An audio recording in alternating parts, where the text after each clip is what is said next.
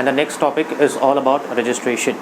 So in this topic, I'll be covering various topics, various aspects of registration. So we'll be covering the section that is section 25, 26 and 27. I've covered three parts of GST registration.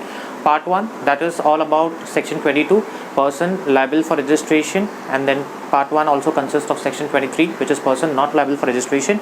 Then the other one was part 2, which consists of section 24, which talks about compulsory registration. And now in this lecture, I'll be covering this aspect. So this is all about procedure for registration. Registration करना है तो उसका procedure क्या है और उसके बारे में हम लोग डिस्कस करेंगे. तो फ्रेंड्स स्टार्ट करते हैं आज का लेक्चर, और ये मेरा जीएसटी रजिस्ट्रेशन का पार्ट 3 है. तो जैसे आप हमारे वीडियो लेक्चर के थंबनेल पे देख सकते हो, it is being dated at number 3. एक और चीज़, मेक श्योर व्यूअर्स, आप जो लेक्चर्स देख रहे हो, you are following the sequence, because that's the most important one. अगर आपको सेक्शन 22 ही नहीं मालूम है, पर्सन लायबल फॉर रजिस्ट्रेशन, अगर आपको सेक्शन 23 और 24 नहीं पता है, तो डेफिनेटली सेक्शन 25, 26, 27 को जानने में डिफ़िकल्टी हो सकती है. Okay friends, let's start with registration. GST का रजिस्ट्रेशन कैसे होता है, जीएसटी का रजिस्ट्रेशन के लिए आपको क्या प्रोसीजर यूज़ करना है, जीएसटी में आपको रजिस्ट्रेशन कब तक करना है. डेफिनेटली कैजुअल पर्सन एनआरआई के लिए क्या रूल्स है, जो पर्सन सप्लाई कर रहे हैं फ्रॉम द टेरिटोरियल वाटर्स उनके लिए रूल्स क्या है, जो लोग कंपोजिशन स्कीम ले रहे हैं क्या वो नॉर्मल स्कीम पे आ या दोनों चीज़ें साइमल्टेनियसली यूज़ कर सकते हैं, और वॉलंटरी रजिस्ट्रेशन, फिर pan number. Definitely this is not exactly one complete, मतलब पूरा एक लेक्चर पूरा इस एक स्लाइड में नहीं है, और भी 2-3 स्लाइड्स लगेंगे सेक्शन 25, सेक्शन 26 एंड सेक्शन 27 को समझने के लिए. So this is very important part कि अगर आपको ये टॉपिक को समझना है, आपको अगर जीएसटी रजिस्ट्रेशन टॉपिक को समझना है, so the most important thing which you need to remember is all about this sections, that is section 25, section 26 and section 27, and that is all about GST registration.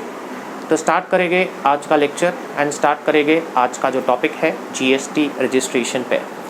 देखिए, GST में अगर आपको registration करना है तो आपको जो एप्लीकेशन देना होगा, that application for registration has to be submitted electronically.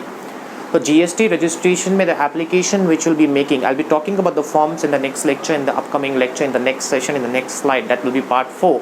But for the time being आप जो जीएसटी रजिस्ट्रेशन का एप्लीकेशन दोगे, make sure you're making the application online, you're making the application electronically. That's the most important one. आप application दोगे GST के portal पे, that is www.gst.gov.in. तो आप ये जो जीएसटी रजिस्ट्रेशन का एप्लीकेशन दोगे वो आप ये रिस्पेक्टिव वेबसाइट पे दोगे www.gst.gov.in, या इसको आप जब एप्लीकेशन दोगे you have to fill the details. I be talking what all details you have. तो ये रजिस्ट्रेशन फॉर्म में आपका पैन नंबर है, आपके डिटेल्स है, आपके बिजनेस के डिटेल्स है, everything will be discussing about that form in the upcoming lecture. But for the time being आप जब ये एप्लीकेशन दोगे तो आप ये एप्लीकेशन जीएसटी के पोर्टल पे दोगे, ये website, and the form can be duly sign. आप साइन करके या तो आप इलेक्ट्रॉनिकली वेरीफाई कर सकते हो, और वो एक आप OTP के थ्रू कर सकते हो. So this is all about it. And next one is, so this is some basic thing which you need to remember. You need to make an application online electronically, that's all about it. आप या तो ये form को खुद sign कर दो, duly sign, और you can electronically verified. So that is the basic crux about it. Next one, अब this is the most important one कि जीएसटी में आपको रजिस्ट्रेशन कब तक करना है. See you need to register if you are coming under the limit. Section 22 first lecture मेरा GST में बात किया था, when you cross the 20 lakh limit, or when you cross 10 lakh limit in case of special category states, and I've given the password also. तो वो section 22 है. Section 24 is compulsory. हमने बात किया था वहाँ पे casual person, non resident, agent, interstate taxable supply, electronic, फिर input service distributor, all those things I have covered in the previous slide. I don't want to focus on this slides again. तो अगर आप section 22 में आते हो, मतलब वो limit वाले में आते हो, या तो आप कंपलसरी में आते हो.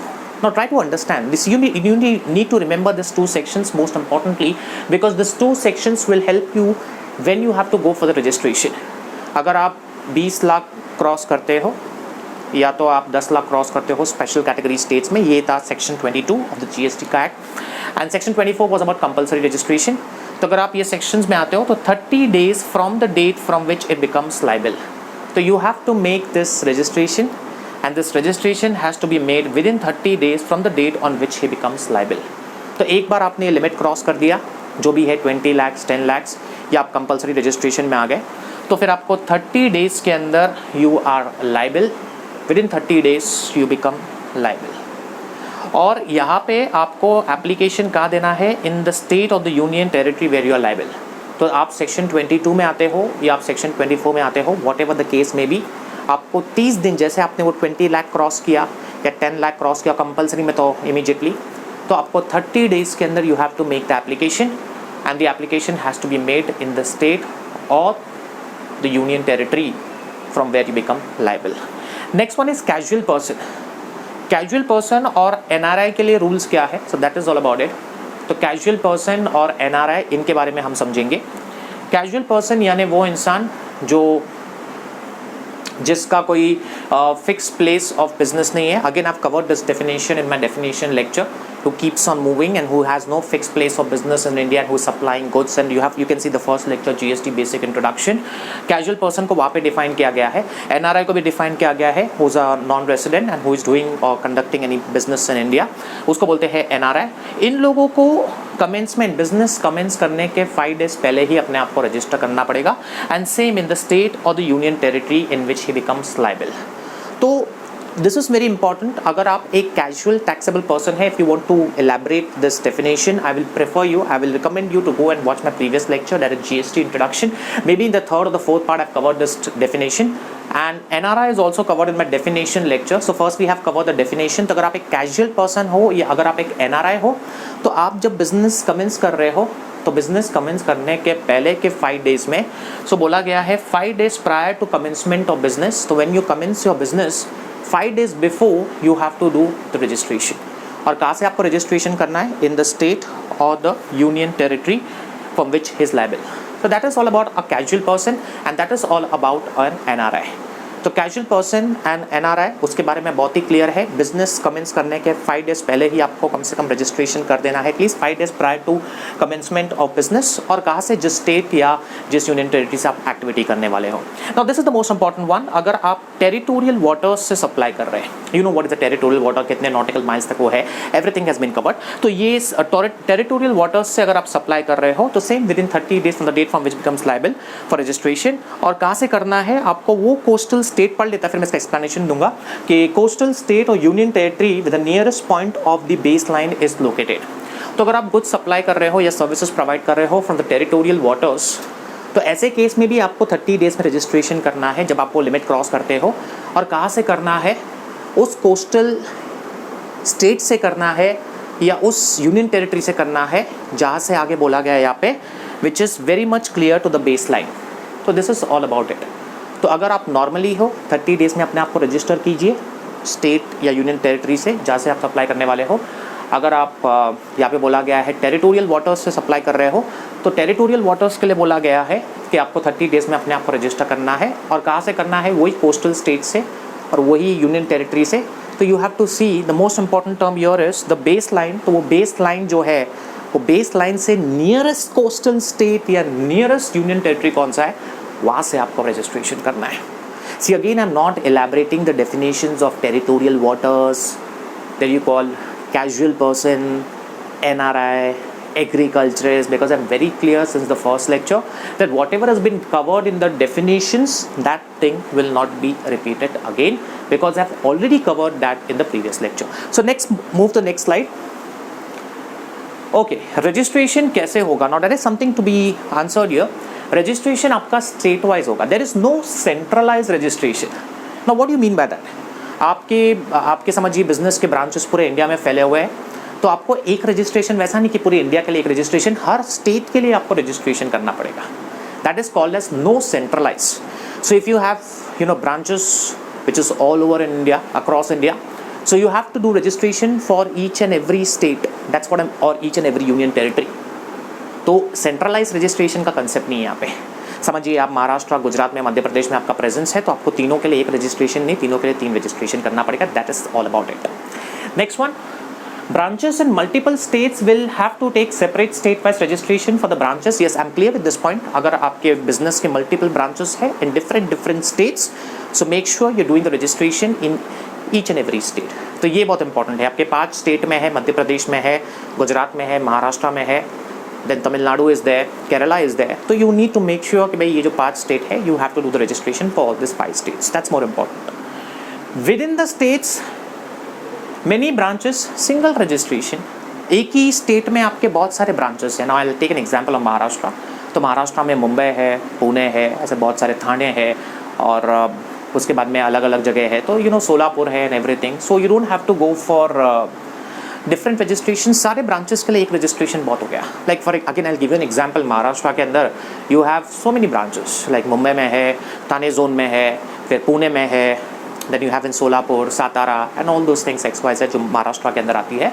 तो इन सब बिजनेस के जो आपके ब्रांचेस है, इन सब के लिए एक single registration, that is more than sufficient. उसमें से आपको एक को बोलना पड़ेगा प्रिंसिपल प्लेस ऑफ बिजनेस, और बाकी सबको बोलना पड़ेगा additional place of business. So this is something which is very important. If you have like 10 branches in Maharashtra itself, तो 10 ब्रांचेस के लिए आपको 10 रजिस्ट्रेशन नहीं करना है। उसमें से एक को बता दीजिए प्रिंसिपल प्लेस ऑफ बिजनेस, और बाकी 9 को बोल दीजिए other place of business, additional place of business. Now this is something interesting which I'll be reading now.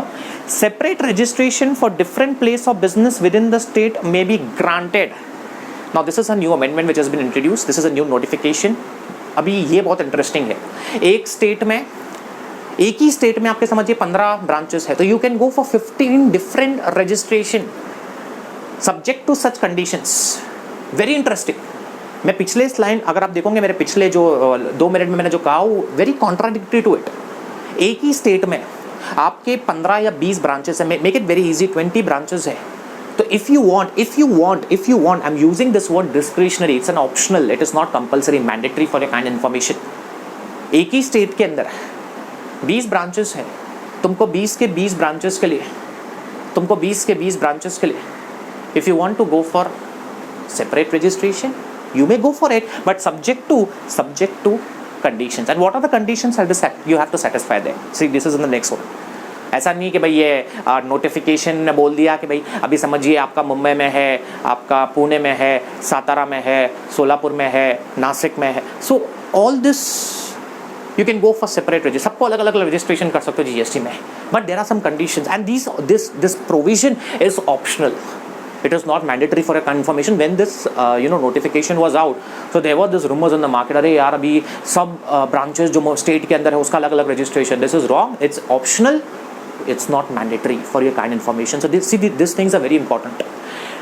Next one, separate registration for each place of business is granted. Yes, you can go for it. Maharashtra के अंदर मुंबई में है आपका branch, Nashik में है, पुणे में है, सोलापुर में है, कोल्हापुर में है. Absolutely fine, yeah. You can have registration for all these branches. Separate registration for each this branch, for each this place of business will be granted. And if you do this thing, then all these branches will be considered as a distinct person, as a separate person in the eyes of law. तो अगर ये branches के एक के दोनों के बीच में transaction हो रहा है, तो वहाँ पे वो invoice bill of supply का जो content है वो आएगा. Now this is something which you need to remember. See, having incomplete knowledge is also very difficult, is also very wrong. Like you need to make sure that you are having complete knowledge of the amendment or of the notification. आपके पास 10 branches है एक ही state में. Just an example, आप 10 के 10 branches को यहाँ पे रजिस्टर करते हो, सेपरेटली रजिस्टर करते हो, तो all this branches will be considered as distinct person, अलग अलग माना जाएगा. Simple words. और इनके बीच में एक दूसरे ब्रांचेस के बीच में जो ट्रांजैक्शन होगा, जो सेम स्टेट के अंदर है, एक ही स्टेट के 10 ब्रांचेस के में जो ट्रांजैक्शन होगा, you have to do the respective invoice and bill of supply containing. वो मैं बात करूंगा, उसमें इलैबोरेट करूंगा. I will elaborating it, not this is not the right time. Let's the basic concept be very clear. How is it all about working. फिर मुझे वही बात करना है, deem registration, verification and everything. So I will be going in detail, that's no doubt about it, that's for sure. But now we just need to have a basic idea of this concept, that what is the section all about. That is section 25, 26 and 27. It's altogether a very big topic covering various aspects of registration. Okay, let's move to the next one. This is something composition levy. Again, this is not a complete one. Let's move the next slide in the next lecture. See, अगर आपने आपके place of business है, समझिए Mumbai, Nashik and everything, you doing business, आपने एक के लिए normal use किया है ना, तो आप बाकी के लिए कंपोजिशन यूज़ नहीं कर सकते. Try to understand. आप 10-12 जगह बिजनेस कर रहे हो, आपके 10-12 ब्रांचेस है, आप ऐसा नहीं कर सकते कि भाई ये 6 के लिए मैं कंपोजिशन स्कीम यूज करता हूँ, 6 के लिए नॉर्मल यूज करता हूँ. Now friends, you will be discussing, you will be wondering कि what is this composition scheme. I will be discussing in detail next lecture hopefully. Composition scheme छोटे entrepreneurs के लिए है, ऑप्शनल है, कंपलसरी नहीं है, उसमें बहुत बेनिफिट्स है, रेट कम हो जाता है, टैक्स आप नहीं ले सकते, everything. Let's try to understand only the term composition because I will be restricted to whatever is there in the slide. तो अगर आप यहाँ पे आपके समझिए 20 प्लेस ऑफ बिजनेस है, आप ऐसा सोचते हो यार मैं 10 के लिए नॉर्मल स्कीम यूज़ करता हूँ, नॉर्मल मतलब ये 20-10 लाख, तो बाकी के लिए कंपोजिशन यूज़ करता हूँ, वो कोई बेनिफिट है, उसमें टैक्स का रेट भी कम है, बहुत कम है यार, नेग्लिजिबल लाइक 1% टैक्स इट. तो अगर आप कंपोजिशन स्कीम लेना चाहते हो तो ये कोई स्कीम नहीं है कि भाई 10 में से आप बोलते हो कि मैं 1 के लिए नॉर्मल यूज़ करता हूँ, बाकी 19 के लिए कंपोजिशन स्कीम यूज़ करता हूँ. No, if you want to go for composition you go entirely for composition, or if you want to go for normal you go entirely for normal. मतलब कहने का मतलब है आपके 5 ब्रांचेस है, या तो 5 के लिए नॉर्मल या तो 5 के लिए कंपोजिशन. 1 के लिए नॉर्मल बाकी के लिए कंपोजिशन नहीं चलेगा, 1 के लिए कंपोजिशन बाकी के लिए नॉर्मल नहीं चलेगा. नेक्स्ट वन, अगर आप इनएलिजिबल हो जाते हो एक ब्रांच के लिए कंपोजिशन के लिए, तो आप सारे ब्रांचेस के लिए प्लेस ऑफ बिजनेस के लिए इनएलिजिबल हो जाओगे कंपोजिशन स्कीम के लिए. That's all about it. आपके 10 ब्रांचेस है, उसमें से एक ब्रांच में कुछ कंडीशंस है कंपोजिशन की, अगर आप वो क्राइटेरिया में नहीं आते हो तो आप एक ब्रांच के लिए इनएलिजिबल हो कंपोजिशन के लिए. बट आपके बाकी के जो 5 और ये 4 ब्रांचेस के लिए आप अभी भी 9 ब्रांचेस के लिए अभी भी एलिजिबल हो, but still you will become ineligible because you are ineligible for this one place of business. That's more important है. तो अगर आपके 10 ब्रांचेस है, आप उसमें से एक ब्रांच के लिए इनएलिजिबल हो, आप उधर एक ब्रांच के लिए कंपोजिशन स्कीम को यूज़ नहीं कर सकते. Let's hold on that topic now. हम बात करेंगे उस पर why we have become ineligible. बहुत सारी कंडीशंस है. तो अगर आप एक प्लेस ऑफ बिजनेस के लिए इनएलिजिबल हो, you will be ineligible for all the other place of business, and that is all about this slide. But again, we have not completed this section. I'll be covering the same in the next slide.